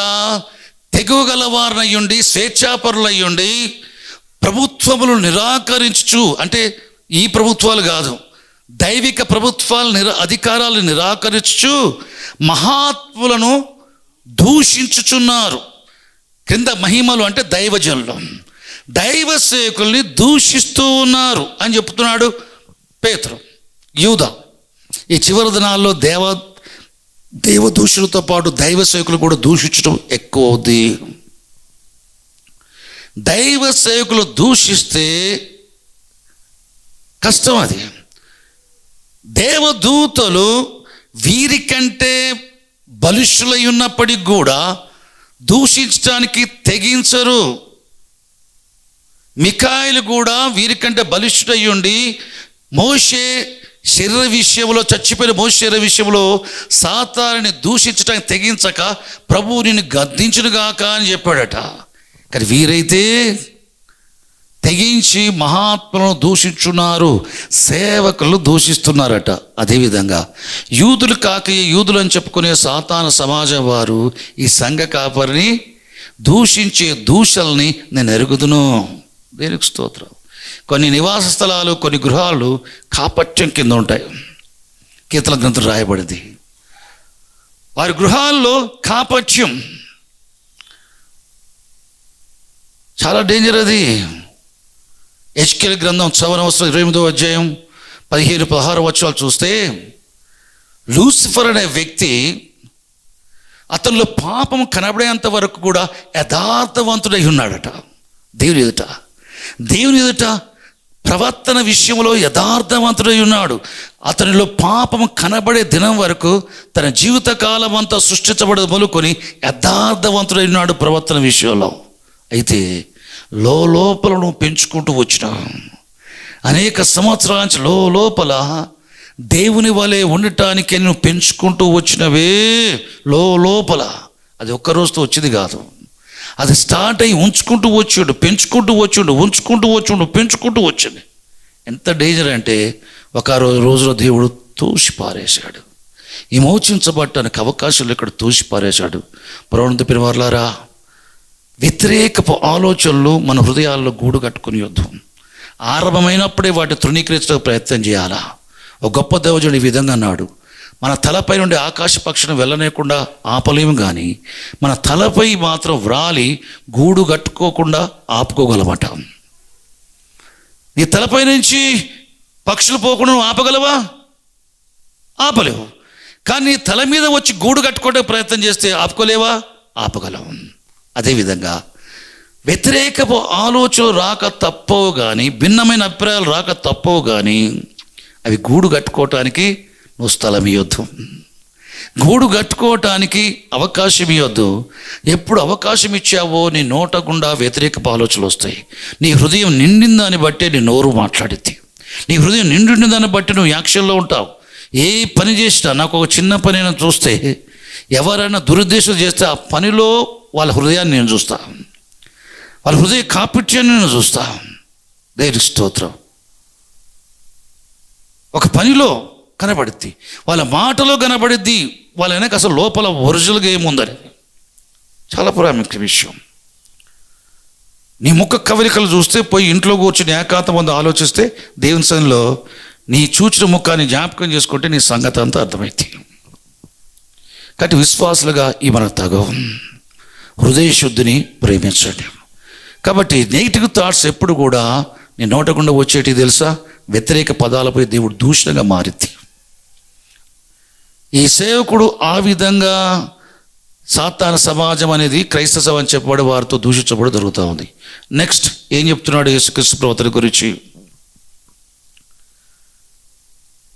నీవు పొందబో శ్రమలకు భయపడకము. చూడండి, ఇప్పటి వరకు సంఘము శ్రమలు లేవు. రాబోయే శ్రమల గురించి యేసుప్రభు చెప్తున్నాడు. నువ్వు పొందబోయే శ్రమలకు భయపడకము, అపవాది నీలో కొందరిని చెరలో వేయించబోతున్నాడు. 10 దినములు మీకు శ్రమ కలుగును, అపవాది మీలో కొందరిని చెరలో వేయింపబోతున్నాడు. మరణం వరకు నమ్మకముగా ఉండము, నేను నీకు జీవకిరీటం ఇచ్చదను. దేవునికి స్తోత్రం. కలగబోయే శ్రమల గురించి మాట్లాడుతున్నాడు. ఆ శ్రమలలో అపవాది కొందరిని చెరసాల వేసే దాని గురించి మాట్లాడుతున్నాడు. ఎన్ని దినాలు శ్రమలు వస్తాయో మాట్లాడుతున్నాడు. 10 దినములు శ్రమ కలుగును అని మాట్లాడుతున్నాడు. ఆ శ్రమలు ప్రాణం పోయేంతగా శ్రమలు వస్తాయి. అయినా గాను మరణం వరకు నమ్మకముగా ఉండము. యేసు ప్రభుకు నమ్మకముగా ఉండము. నేను జీవ కిరీటము ఇచ్చేదను. యేసుక్రీస్తు ప్రభు మరణం వరకు నమ్మకంగా ఉండే సంఘ కాపరికి, మరణం వరకు నమ్మకంగా ఉండే సంఘానికి ఏమి ఇస్తాడట? ఆయన రెండవసారి వచ్చినప్పుడు జీవ కిరీటం ఇస్తాడు. ఎవరికి ఇస్తాడు జీవ కిరీటం? నమ్మకం. ఎప్పటి వరకు నమ్మకం? మరణం వరకు. మరణం వరకు అనే మాట ఆ సంఘానికి సందేశం ఇచ్చుటకు యేసుప్రభు సంఘానికి ఏమని పరిచయం చేసుకున్నాడు? నేను మొదటి వాడను, కడపడి వాడను, జీవించి వాడను, మృతుడనైతిని కానీ మృతుడై మరలా బ్రతికిన వాడు చెప్పు సంగతులు ఇవ్వనగా చనిపోయి బ్రతికేను అంటున్నాడు. ఎందుకు చెప్తున్నాడు ఈ మాట? చనిపోయి బ్రతికనని. మరణం వరకు నమ్మకంగా ఉండు, చావాల్సి వస్తే చావు. దాంతో నువ్వు అయిపోవు, లేస్తావు. నేను చచ్చిపోయి లేచాను గనక నా యందలి విశ్వాస విషయంలో నువ్వు మరణం వరకు నమ్మకంగా ఉంటే నువ్వు చచ్చిపోయినా బ్రతుకుతావు. నువ్వు చచ్చిపోయినా బ్రతుకుతావని చెప్పటానికి మొదటి వాడును కడపడి వాడునై ఉండి మరలా బ్రతికిన వాడు చెప్పు సంగతులేమనగా అన్నాడు. నేను చావాల్సి వచ్చింది, చచ్చిపోయా, అయినా నేను బ్రతికా. నా యందలి విశ్వాసాన్ని బట్టి నువ్వు చావాల్సి వస్తుందేమో, అయినా మరణం వరకు చావాల్సి వస్తే నా విశ్వాస నిమిత్తం, నా నామ నిమిత్తం నువ్వు చావాల్సి వస్తే చావు. నేను బ్రతికినట్టుగా చచ్చిపోయి నేను బ్రతికినట్టుగా నువ్వు బ్రతుకుతావు అని చెప్పటానికి. చూడండి, దేవునికి స్తోత్రం. నువ్వు లేచినట్లయితే జీవ కిరీటం నీకు ఇస్తాను అన్నాడు. యాకోబు పత్రిక 1వ అధ్యాయము 12వ వచనం చూస్తే, శోధన సహించువాడు ధన్యుడు, అతడు శోధనకు నిలిచిన వాడై ప్రభు తను ప్రేమించు వారికి వాగ్దానము చేసిన జీవ కిరీటము పొందును. దేవునికి స్తోత్రం. ఏం పొందును? జీవ కిరీటము పొందును. చూడండి, శోధన అనే మాట బైబిల్లో 2 రకాలు ఉంది. ఏంటది? శరీర ఇచ్చలకు సంబంధించింది, శరీర సుఖానికి సంబంధించిన శోధన. రెండవది శరీరీచ్చను శ్రమ పెట్టబడటం, హింసించబడటం, చంపబడటం. శోధన అనే మాట ఈ రెండింటికి కూడా వర్తిస్తుంది. ఇక్కడ చెప్పుకొచ్చే మాట, శోధన సహించువాడు ధన్యుడు, అతడు శోధనకు నిలిచిన వాడై దేవుని ప్రేమించే వారికి ఆయన వాగ్దానం చేసిన జీవ కిరీటం పొందును. కాబట్టి ఇక్కడ ఏమంటున్నాడు? 10 దినములు మీకు శ్రమ కలుగును, భయపడొద్దు. మీలో కొందరిని అపవాది చెరసాల వేయించబోతున్నాడు, భయపడొద్దు. మరణం వరకు నమ్మకంగా ఉండు. నువ్వు చచ్చేంత వరకు కూడా నమ్మకంగా ఉండు. నువ్వు ఆర్డినరీ వేలో చచ్చిపోవడమే కాకుండా చంపబడాల్సి వస్తే కూడా నమ్మకంగా ఉండు. నేను నీకు జీవకిరీటం ఇస్తానంటే అర్థం ఏంటి? నువ్వు మరలా బ్రతుకుతావు, నేను జీవకిరీటం ఇస్తాను. దేవునికి స్తోత్రం. దేవుని గాక. శ్రమలకు భయపడి ఆయన కాదన్నాను అనుకో, ఏమైంది? జీవకిరీటం కాదు, నీతిమంతుల పునరుద్ధానంలో నువ్వు బ్రతకవు. యేసు ప్రభు వంటి పునరుద్ధానం నువ్వు పొందవు, నీకు జీవకిరీటం ఇవ్వబడటం జరగదు. చూడండి, దేవునికి స్తోత్రం. ఈ సంఘానికి కాపరికి రాష్ట్ర భాగాన్ని ధ్యానించుకుంటే మనకు 2 విషయాలు ఉన్నాయి. ఆయన ప్రేమించే వారికి వాగ్దానం చేసిన దేవుని రాజ్యం, ఆయన ప్రేమించే వారికి వాగ్దానం చేసిన జీవ కిరీటం. ఈ 2 యాకోబు పత్రికలో రాయబడ్డాయి. దేవునికి స్తోత్రం. దేవుని మహిమలు గాక. ఆయన చెప్పుచున్న మాట, మరణం వరకు నమ్మకంగా ఉండు, నీకు జీవ కిరీటము ఇచ్చుతారు. దేవునికి స్తోత్రం. ప్రకటన గ్రంథం 12వ అధ్యాయం 12వ వచనం చూస్తే, పరలోకంలో యుద్ధం జరిగింది. మిఖాయిలు దూతలను పరలోకంలో సాతాను వాని దూతలతో యుద్ధం చేయవలని ఉండగా వారి యుద్ధంలో ఓడిపోయారు. పరలోకం నుండి త్రోసివేయబడి భూమి మీద పడద్రోయబడ్డారు. సాతాను వాడి దూతలు భూమి మీద పడద్రోయబడటం జరిగింది. అయితే బైబిల్ చెప్తా ఉంది 12వ అధ్యాయం 12వ వచనంలో, వారు గొర్రెపిల్ల రక్తమును బట్టి తామిచ్చే సాక్షిని బట్టి వానిని సాతానుని జయించి ఉన్నారు. మరణం వరకు వారు తమ ప్రాణములను ప్రేమించిన వారు కారు. దేవునికి స్తోత్రం. మరణం వరకు కూడా తమ ప్రాణాలను ప్రేమించిన వారు కారు. చూడండి, జరిగింది యుద్ధం పరలోకములో.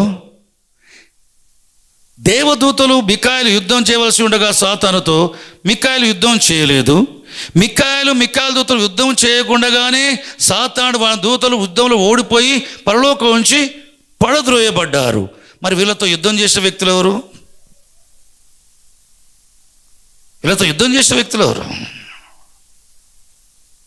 వీళ్ళతో యుద్ధం చేసిన వ్యక్తులు ఎవరు? వారు గొర్రెపిల్ల రక్తాన్ని బట్టి తామిచ్చే సాక్షిని బట్టి వారిని జయించున్నారు. ఎవరిని జయించున్నారు? సాతాన్ని. గొర్రెపిల్ల రక్తాన్ని బట్టి వారిచ్చే సాక్ష్యాన్ని బట్టి, అంటే గొర్రెపిల్ల రక్తాన్ని బట్టి సాక్ష్యం ఇచ్చేవారు ఎవరు? మనుషులు. అయితే ఇక్కడ భూమి మీద ఉన్న మనుషులా, పరలోకమందున్న మనుషులా? కాదు. ప్రకటన గ్రంథం 6వ అధ్యాయం 9 నుంచి 11 వరకు రాయబడ్డ వాక్యాలు ఉన్నారే, పరలోకంలో దేవుని సింహాసనం బలిపీఠ కింద ఉన్న వధింపబడ్డ ఆత్మలు దేవుని వాక్య నిమిత్తం వారిచ్చిన సాక్షి నిమిత్తం వధింపబడ్డ ఆత్మలను నేను చూచితిని. వారి నాదా సత్యస్వరూపి పరిశుద్ధుడా, ఎందాక తీర్పు తీర్చకయు మా రక్తం నిమిత్తం భూనివాసుకు ప్రార్థన చేయకయు ఉందువని వారి కేకలు వేసి చెప్తున్నారు. పరలోకములో దేవుని ఆరాధించడమే కాదు, వధించబడ్డ ఆత్మలు దేవుని సముఖములో బలిపీఠ కింద ఉండి దేవునికి ప్రార్థన చేయడం కూడా జరుగుతూ ఉంది. అదేవిధంగా ఈ సంఖ్య చూడండి, దేవునికి స్తోత్రం. ఈ పరిశుద్ధులతో పరలోకంలో యుద్ధం చేయడం కారణం ఏంటంటే, భూనివాసులకు వ్యతిరేకంగా పరిశుద్ధులు వధించబడ్డ వారు చేసే ప్రార్థనలు బట్టి దేవుడు నెక్స్ట్ తీర్పు తీర్చుకోబోతున్నాడు. ఎవరికి? ఈ రక్తాన్ని చిందించిన భూనివాసులు, అంటే రక్షణ లేని జీవ గ్రంథములు పేరు లేని వారైన సాతాను సంబంధులపై తీర్పు తీర్చిపోతూ ఉంటే సాతాను ఏం చేస్తాడు? పరలోకంలోనే నా వాళ్ళని ఇక్కడ నాశనం చేస్తావా, నేను పరలోకంలో యుద్ధం చేస్తానని పరలోకంలో యుద్ధం ప్రకటించగా మిఖాయిల దూతలు యుద్ధం ప్రయత్నం చేయుచుండగా వధించబడ్డ ఆత్మలు ప్రార్థన చేయటం మటుకే కాదు, సాక్ష్యం ఇచ్చారు. గొర్రెపిల్ల రక్తాన్ని బట్టి, వారిచ్చిన సాక్ష్యాన్ని బట్టి పరలోకంలో సాతాను యుద్ధం ప్రకటించిన సాతాను దూతల పరలోకం నుంచి పడద్రోయబడిరి. హల్లెలూయా, హల్లెలూయా, దేవునికి స్తోత్రం. వధించబడ్డ ఆత్మల బలిపీఠ కింద పరలోకంలో ప్రభు కొరకు హతసాక్షిన వ్యక్తులు ప్రార్థన విజ్ఞాపన చేయటం మటుకే కాదు, భూమి మీదకి వచ్చే తీర్పులను వారిని దూతలకు గైడెన్స్ ఇవ్వటం మటుకే కాదు, దేవునికి స్తోత్రం, కలిగే తీర్పులు బట్టి నాదా, ప్రభువా, దేవా, నీ తీర్పులు సత్యులు న్యాయములై ఉన్నవని చెప్పి ప్రభువును స్తుతించి ఆరాధించడం మటుకే కాదు, వారి యుద్ధాన్ని కూడా చేశారు. పరలోకంలో నుండి త్రోసివేయబడ్డానికి కారణం ఎవరయ్యా అంటే, వధింపబడ్డ ఒక ఆత్మలు ఇచ్చిన సాక్ష్యాన్ని బట్టి వారు జయించున్నారు. భూమి మీద బతికే కాలంలో మరణం వరకు తన ప్రాణములను ప్రేమించేవారు కాదు. భూమి మీద బ్రతికే కాలంలో మరణం వరకు తమ ప్రాణాలను ప్రేమించేవారు కాదు. దేవుడు హతసాక్షిన వారికి పరలోకంలో ఎంతటి ఆధిక్యతిస్తున్నాడండి. పరలోకంలో అర్ధగంట నిశ్శబ్దంగా ఆడటానికి కారణం పరిశుద్ధుల ప్రార్థనలకు జవాబు ఇవ్వటానికి పరలోకం అంతా సీరియస్ తీసుకొని మౌనంగా అయిపోయింది. దేవునికి స్తోత్రం. వధించబడ్డ వారి ప్రార్థనలే కాదు, వారు ఏం చేస్తున్నారు? యుద్ధం చేయటం, తర్వాత వాళ్ళ గైడెన్స్ ఇవ్వటం, తర్వాత తీర్పులు బట్టి దేవుని స్తుతించటం, ఇవన్నీ కనబడుతున్నాయి ప్రకటన గ్రంథంలో. దేవునికి స్తోత్రం, దేవుని మహిమ గాక. ప్రకటన గ్రంథం 17వ అధ్యాయం 6వ వచనంలో చూస్తే, విస్తార జలమున కూర్చున్న మహావేశ్య. ఆ విస్తార జలములు అంటే ఆయా జనములను, ఆయా ప్రజలను, ఆయా భాషలు మాట్లాడే వారిని ప్రపంచ ప్రజలు సూచించున్నది. ఈ మహావేశ్య ఏంటంటే బబులోను మతం. ఈ బబులోను మతం అన్ని ఏహ్యమైన వాటికి, అసహ్యమైన వాటికి తల్లి అయిన మహాబబులోను. ఏంటి తెలుసా? ఇప్పుడు ప్రపంచంలో వినబడుతున్న మాట ఏంటి? One world religion. అన్ని మతాలు ఒకే మతంగా మార్చబడాలి అని పోప్ మాట్లాడుతున్నాడు. దానికి మతాతిరేదులందరూ సహకరిస్తున్నారు. దానికి సంబంధించిన విషయాలు అగ్రిమెంట్ రిటర్న్లో జరిగిపోయాయి. దేనికి స్తోత్రం, అగ్రి కావటం. దేనికి స్తోత్రం. ప్రపంచమంతా ఉన్న మతాధిపతులందరూ కూడా పోపు నాయకత్వాన వన్ వరల్డ్ రిలీజియన్, ఒకే మత కిందికి రావాల. ఈ మతం బబులోను మతం, బబులోను మతం. ఈ మతం ఏం చేస్తుంది? మహావేశ్య అనే ఈ బబులోను మతం, మహావేశ్య అనే బబులోను పట్టణం ఉంటుంది. బబులోను మత ప్రజలు ఉంటారు, మహా పట్టణము ఉంటుంది. దేవునికి స్తోత్రం. ఆ మహాపట్టణంలో కనబడేది పరిశుద్ధ గ్రంథంలో చూస్తే, ప్రకటన గ్రంథం 18వ అధ్యాయం 24వ వచనం చూస్తే, ఆ బబులోను పట్టణములో పరిశుద్ధ రక్తం, ప్రవక్తుల రక్తము, లోకమంతటా ఛేదించబడ్డ పరిశుద్ధ రక్తము కనబడను అంటారు. బబులోను పట్టణం. ప్రకటన గ్రంథం 17వ అధ్యాయం 6వ వచనం చూస్తే, ఆ స్త్రీ పరిశుద్ధుల రక్తము చేతను హతసాక్షి రక్తము చేతను మత్తినుట చూచెదని. చూడండి, ఎవరైనా త్రాగే అలవాటు ఉన్న వారు కొద్దిగా తాగితే, బాగా తాగుడు అలవాటు ఉన్న వాళ్ళు కొంచెం తాగితే సాటిస్ఫాక్షన్ లేదంటారు.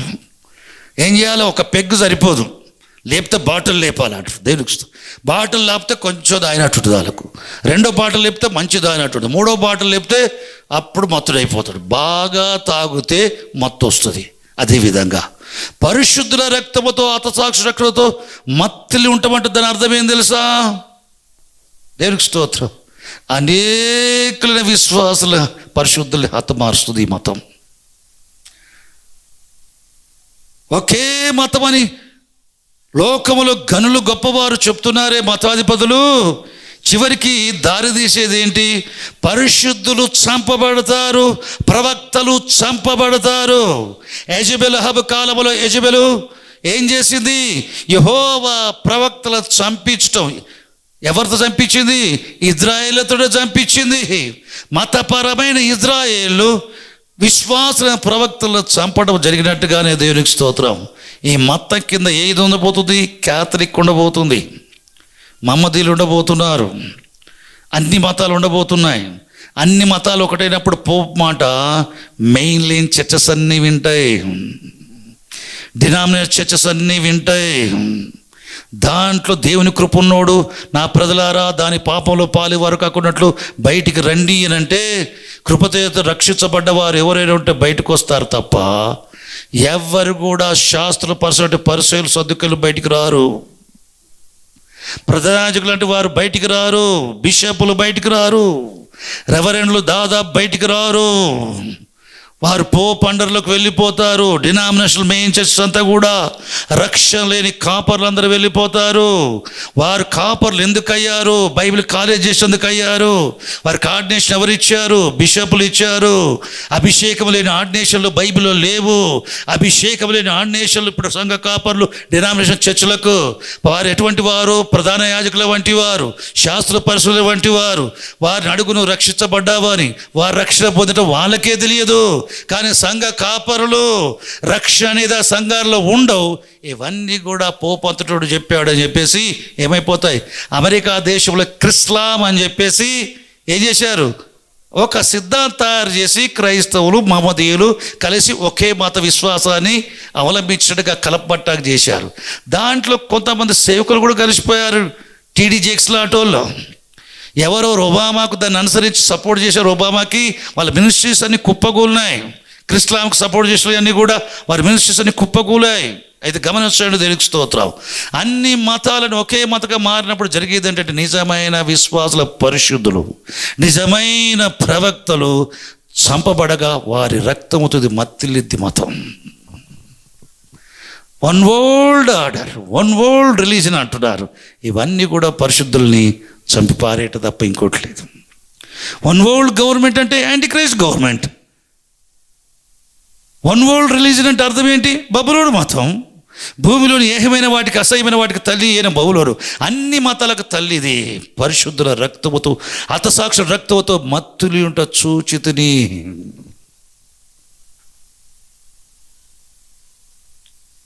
మరణం వరకు నమ్మకంగా ఉండు, జీవక్రటిపించదను. మొదటి వాడును కడుపడి వాడునయ్యుండి మృతుడనై మరలా బ్రతికిన వాడు చొప్పు సంగతులు ఏమనగా, మరణం వరకు నమ్మకంగా ఉండు. నేను మరణం వరకు నమ్మకంగా ఉన్నాను, నేను బ్రతికాను. మీరు మరణం వరకు నమ్మకంగా ఉండు, మీరు బ్రతుకుతారు. బ్రతికిన తర్వాత మీరు జీవ కిరీటము పొందురు. మీరు నాకు రాజ్యముగా ఉందురు. నా రాజ్యంగా ఉండటానికి, నా చేత జీవకిరీటం పొందటానికి నేను ఏర్పరచుకున్నాను. శ్రమలను సహించు, మరణం వరకు సహించు, జీవకిరీటం పొందుతావు, పునరుద్ధరణడవై అని చెప్తున్నాడు యేసు ప్రభు. ప్రభునందు పిలవాలారా, దేనికి స్తోత్రం, దీనికి కలగక్క. స్మరణ సంఘానికి యేసుక్రీస్తు ప్రభు మారు మనసు పొందు అని చెప్పలేదు. కాపరి సరిగ్గా ఉన్నాడు, సంఘము సరిగ్గా ఉంది. శ్రమపడి పనిచేస్తున్నారు, ఆర్థికంగా బలహీనంగా ఉన్నారు. అయినా కానీ దేవునికి స్తోత్రం, విశ్వాస విషయంలో, ఆత్మసంబంధ విషయాల్లో భాగ్యవంతులుగా ఉన్నారు. ఇతరులతో దూషింపబడుతున్నప్పటికీ కూడా మీరు ప్రభువును స్తుతించుకుంటూ పోతున్నారు యోబులాగా. తర్వాత ప్రభు వారితో చెప్తున్న మాట ఏంటంటే, మీకు 10 దినముల శ్రమ కలుగును, అపవాదం చెరల వేయించబోతున్నాడు, మీకు శ్రమ రాబోతున్నది. ఈ శ్రమలలో మరణం వరకు నమ్మకంగా ఉండు, జీవకిరీటం ఇస్తా అన్నాడు. మరణం వరకు నమ్మకంగా ఉంటే, సాధారణ వరకు నమ్మకంగా ఉన్న జీవకిరీటం పొందుతావు. మరణం వరకు నమ్మకం ఉంటావు. నువ్వు ప్రభువును అంగీకరించుకుని ప్రాణం పెట్టాల్సి వస్తే ప్రాణం పోయినా నువ్వు దాన్ని దక్కించుకుంటావు. మృతలు మహిమతో లేస్తావు, జీవకిరీటం పొందుకుంటావు. అంతేకాదు, యుగ సమాప్తికి మునుపు ప్రభువు రాకడ మునుపు నువ్వు వధించబడేవాడు అయితే వధించబడ్డ ఆత్మల్లో చేరి మొర్ర పెట్టేవాడుగా, ప్రార్థించేవాడుగా, తీర్పులకు నిన్ను బట్టి అనుమతించే విధంగా, తీర్పులు రావడానికి నువ్వు ఒక పాత్రగా వహించడం కాకుండా, విజ్ఞాపనలు చేయటమే కాకుండా, సాతానికి పరలోకల స్థలము లేకుండా చేయించేది నీ ద్వారా, నా ద్వారా. దేవునికి స్తోత్రం, దేవుని కలుగాక. పరలోకములో దేవునికి స్తోత్రం. యుద్ధం చేసేది ఎవరు తెలుసా? ఎప్పుడు బికాయలు దూతలే. యుద్ధం చేయవలసి ఉండగా యుద్ధం జరగలే, కానీ యుద్ధం అయిపోయింది. సాతాను వారి దూతలు ఓడిపోయారు. కారణం ఏంటి తెలుసా? వధించబడ్డ ఆత్మలు చెప్పారు, సహోదరులకు విరుద్ధంగా నేరం మోపుతున్నావు, నీకు అనుకూలమైన వారిని కాపాడుకునే ప్రయత్నం చేస్తున్నావు. మేమేం చేస్తున్నాం? నీ జనుల తీర్పు కొరకు ప్రార్థన చేస్తున్నావు. యుద్ధానికి వచ్చావు కదా అని చెప్పి గొర్రె పిల్ల రక్తాన్ని బట్టి, వారిచ్చే సాక్ష్యాన్ని బట్టి పరలోకంలో సాతాను వారి దూతలు ఊడిపోయి భూమి మీదకి పడుతురేయబడి జరిగింది. దేవునికి స్తోత్రం. అక్కడ వారు తన్ని ఎల్లగొట్టారు, ఇక్కడ మనం తన్ని ఎల్లగొట్టాలా. దేవునికి స్తోత్రం, దేని బైకలు కాక. మరణం వరకు నమ్మకంగా ఉంది. అందరు చెప్పండి, నేను మరణం వరకు యేసు ప్రభువుకు నమ్మకముగా ఉందును, ఆయన నాకు జీవ కిరీటం ఇచ్చును. లేచి ప్రార్థన చేసుకుందాం. హల్లెలూయా. నే సాగెద యేసుని తోడా జీవిత కాలమంతా, నే సాగెద యేసుని తో నా జీవిత కాలమంతా. యేసుతో గడిపేదా, యేసుతో నడిచేదా, యేసుతో గడిపేదా, యేసుతో నడిచేదా, పరమున చేర నే వెళ్ళేదా, పరమున చేర నే వెళ్ళేదా, అనకు వలె సాగదా, నే సాగే యేసునితో నా జీవిత కాలమంతా, నే సాగే యేసునితో నా జీవిత కాలమంతా. లోకపు శ్రమలు నన్నెదిరించిన, లోకపు శ్రమలు నన్నెదిరించిన, కఠినులు రాళ్ళతో హింసించిన, కఠినులు రాళ్ళతో హింసించిన, స్టెఫెను వలె సాగదా, నే సాగెద్ యేసునితో నా జీవిత కాలమంతా, నే సాగెద్ యేసునితో నా జీవిత కాలమంతా. వెనుక శత్రువులు వెంటాడినరు, వెనుక శత్రువులు వెంటాడినరు, ముందు సముద్రం ఎదురొచ్చినా, ముందు సముద్రం ఎదురొచ్చినా, మోషే వలె సాగదా,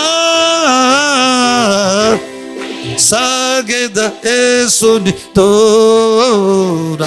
జీవిత కాలమంతా, నే సాగెద యేసునితో జీవిత కాలమంతా.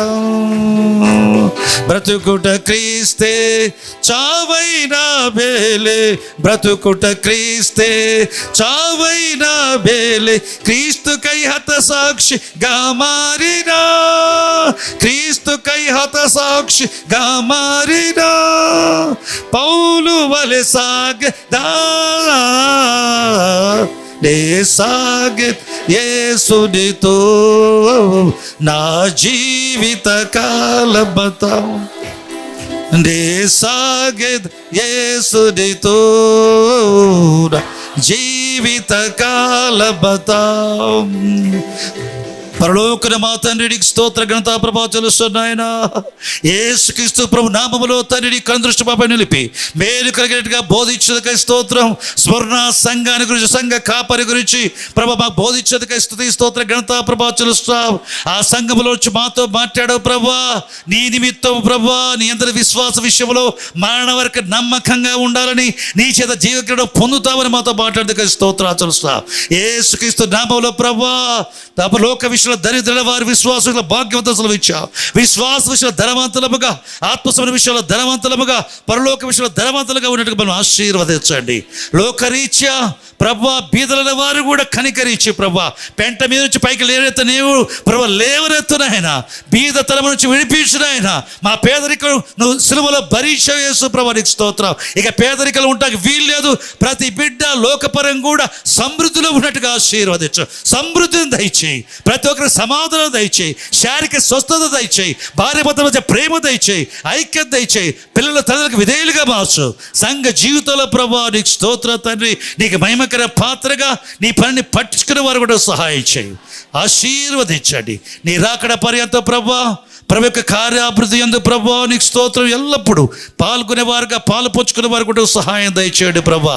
నీ అందరి విశ్వాసుల స్థిరులుగా కదిలేవారుగా ఉండి నీ కార్యాభివృద్ధి ఎల్లప్పుడూ ఆసక్తి కలిగి ఉంటే సహాయం దయచేయండి ప్రభా. ప్రభునందు మా ప్రయాస వ్యర్థం కాదని బైబిల్ చెప్తుంది. వ్యర్థం కాదు నాయనా, నీ అందరి మా విశ్వాసం వ్యర్థం కాదు తండ్రి, మా నిరీక్షణ వ్యర్థం కాదు నాయనా. ప్రభో నీకు స్తోత్రాలు తండ్రి. నీ బిడ్డలమైన మమ్మల్ని ప్రభా నువ్వు దర్శించాం. ప్రతి బిడ్డపై నీ చేతులు ఆశీర్వదించండి. యేసు ప్రభు నామములో ఆత్మాభిషేకం ఎవరికి ఆత్మాభిషేకం దయచేయండి ప్రభా. బలహీనపడ్డ వారి బలపరచు, బంధించబడే వారు విడిపించు. యేసు ప్రభు నామములో నిరుద్యోగులకు ఉద్యోగాలు దయచేయండి, ఏకాంగ సంస్థలుగా చేయండి, సంతులేని దాన్ని ఇల్లాలుగా చేయండి. యేసు ప్రభు నామములో జాబ్స్లో ప్రభానికి స్తోత్రం ప్రమోషన్ దయచేయండి, శాలరీస్ ఇంక్రీజ్ చేయండి ప్రభానికి స్తోత్రం. లాక్డౌన్లో జాబ్లు కోల్పోయిన వారికి తిరిగి జాబ్స్ దయచేయండి ప్రభా, ఉత్తమమైన జాబ్స్ దయచేయండి ప్రభా. స్టూడెంట్స్ని బ్లెస్ చేయండి ప్రభా, మా మిగిలిన భవిష్యత్తు దయచేయండి, పరిచర్యను ఆశీర్వదించండి. యేసుక్రీస్తు పేరిట ప్రార్థిస్తున్నాం ప్రభా తండ్రి, ఆమేన్ ఆమేన్. సువార్త సమయం, కృపకాల సందేశం, ఆ యేసు వాక్యం విశ్వాసికి నవజీవం. సువార్త సమయం, కృపకాల సందేశం, ఆ యేసు వాక్యం విశ్వాసికి నవజీవం.